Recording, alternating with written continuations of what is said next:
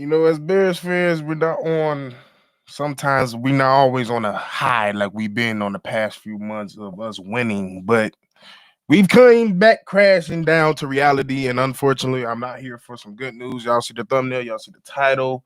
Kyler Gordon, Tyrique Stevenson, Braxton Miller, Cole Kmet, and others are out against the Ravens against Sunday's game. Unfortunately, it's Chicago Bears Central with your boy Steve-O here. Let's talk about it. You are now tuned in to Chicago Bears Central, your number one place for all Chicago Bears news and content.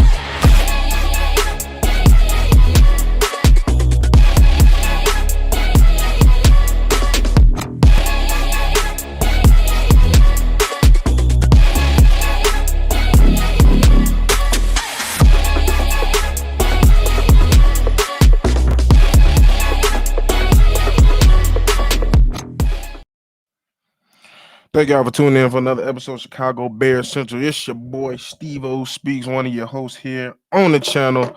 Like I said, I'm not here for no good news. Y'all see what it is according to Courtney Cronin, who just dropped a tweet not too long ago. A bit of surprise, but once we get into the details, I don't think we will be surprised no longer. Kyler Gordon will be out against the Baltimore Ravens. He is dealing with a calf and growing injury. Unfortunately, I'm not surprised about that because we all know coming into this season what Kyler's been dealing with, a calf injury. So the fact that it's not only bothering him again, it's not surprising. That's one of the casualties of injuring your calf muscle. It's progressive and nothing you can really do for it but rest. And that's what he wasn't doing. And he was trying to get back in season form, season peak. And it is what it is. But hopefully it's not for a long, extensive period of time. But I'm pretty sure it's going to be a little bit longer because they just added a growing on to it. So to be dealing with a growing and a calf injury, especially playing the DB position, is a very, very tough thing to deal with. That mess with all your lateral movements, all the freakish and crazy movements that Kyler Gordon can go out there and make. He cannot do it. He cannot do that with a messed up groin. You can't do it with a messed up calf, unfortunately, and that is what it is. So, of course, they had practice today, the last few days. He has been limited, and guess what? He ain't playing. And then of course, the next big name is Tyrique Stevenson, which is we kind of expected it. We seen him go out with a shoulder injury, and we've seen throughout the weeks that it wasn't really getting progressively good. And at the end of the day, I kind of expected him not to play this week. He landed on that shoulder pretty nicely, so I'm pretty sure he's dealing with some pain when it comes to that shoulder injury. We haven't really got any prognosis on if it's like a tear in the labrum, or if it's a separated shoulder, or dislocated shoulder, this, that, and third. We don't really know. But all of these injuries, I can say that we're going to go through, does seem kind of day by day. I don't think none of these are season-ending injuries. These are kind of just nagging injuries that we've been dealing with. And I think the next big one is Cole Kmet. Now, Cole Kmet, these injuries that we're going to go over is something we didn't know too much about. Now, we have been hearing that possibly that it's been some injuries going around in practice, but now we know that Cole Kmet is dealing with a back issue, and it's significant enough that he's not going to be playing. And at the end of the day, we've been asking more from our top 10 pick in Colston Loving at the tight end position anyway. So at the end of the day, I'm not too upset about it. We all know Cole Kmet is kind of up and down when it comes down to it. I love Cole Kmet, but I'm not tripping that much on it. Especially the way we've been using our tight ends. We've been using them a lot of twin sets, a lot of to be quite frankly with you, a lot of blocking. And that's something we know Colston is a significantly better blocker than him at. So yeah, it's time for Colston Loving to step up for sure. It is what it is. But yeah, that's another one. And then another one that we really didn't know about is Braxton Jones is out with a knee injury. How the fuck you get hurt and you the second man? I don't know. But yeah, it just kind of goes back to the history of Braxton Jones when he was a starter. He doesn't play throughout the season. I can't tell you the last time he played 17 or 18 games. So he's gonna miss some games. He's gonna miss some time. But I think that does kind of mess up maybe a trade. That's possibly because we did hear that some rumblings that uh some teams is going to be reaching out possibly at Braxton Jones, and I was one of those people that was hopeful because I don't know if y'all watched the Chargers last night, even though they had a dominating win. That line definitely needs some help, and they just lost the tackle, and I think Braxton Jones could have been a guy that could fill in until that guy gets back, but he just fucked that up himself. But other injuries we're gonna talk about. One that also appeared up on the list is a growing injury from our running back DeAndre Swift.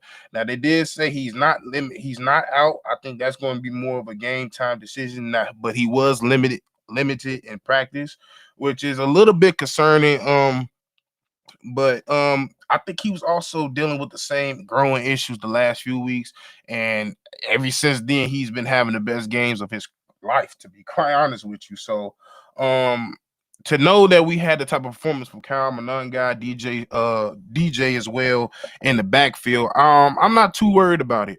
We know that we can go in there and put Kyle Monangai in certain situations, and he's not going to make too many mistakes. And quite frankly, we probably want more of Kyle Monangai.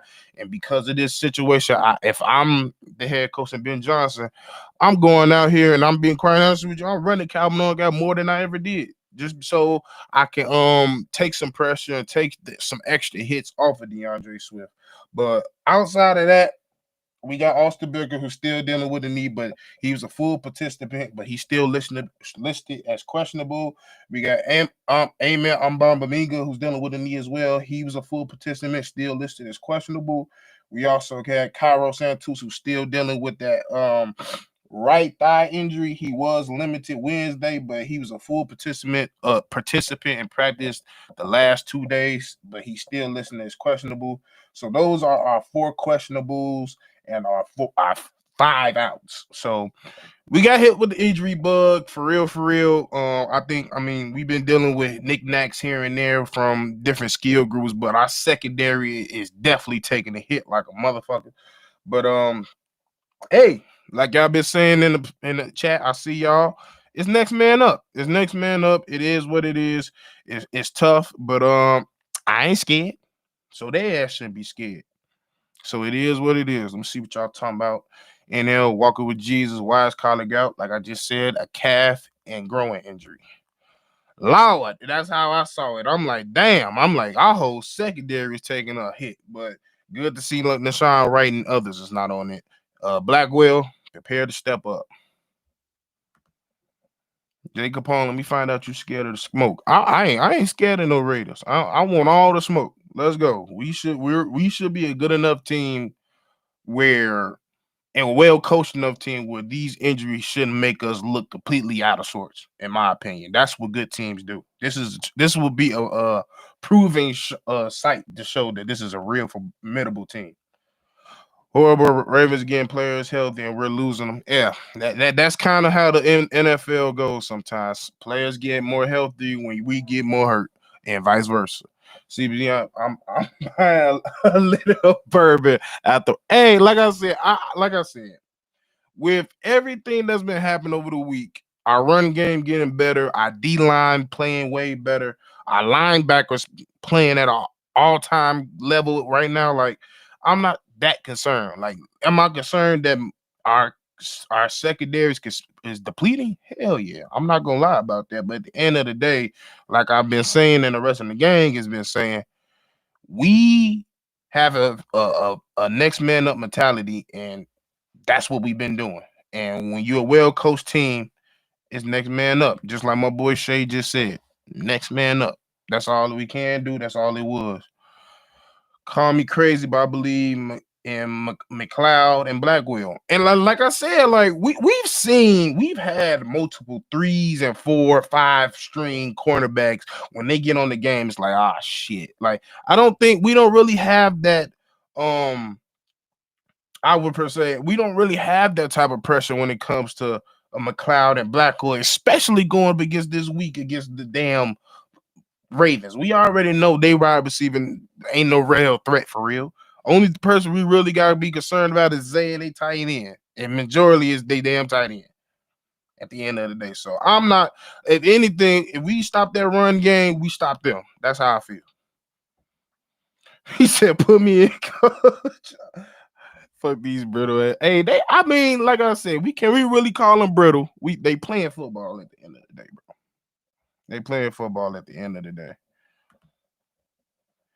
Cole has a herniated disc I saw yesterday, but haven't heard anything. A herniated disc ain't that ain't shit. Nah, that's a legitimate, that's an annoying ass injury for sure.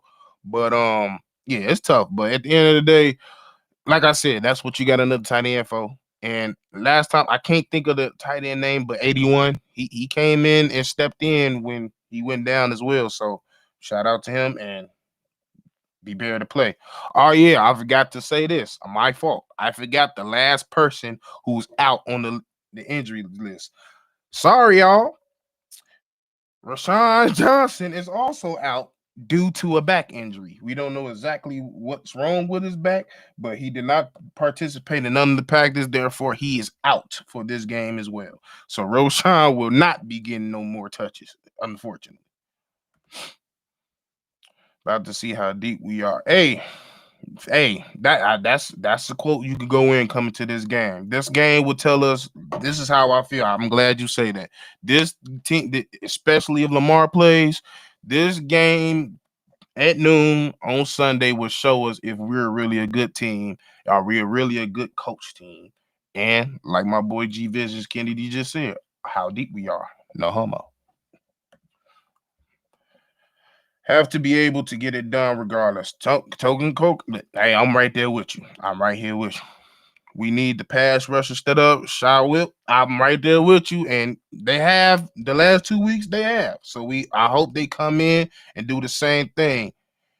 Shout out to J Mac, Too Fresh became a member to the game. Shout out to you, my boy. Let's go.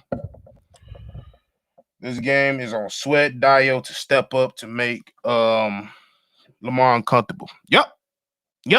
100% Andre. If I said Andrew, because it just done, I might have said Andrew. Andre Bryant, my apologies. I'm 100% with you.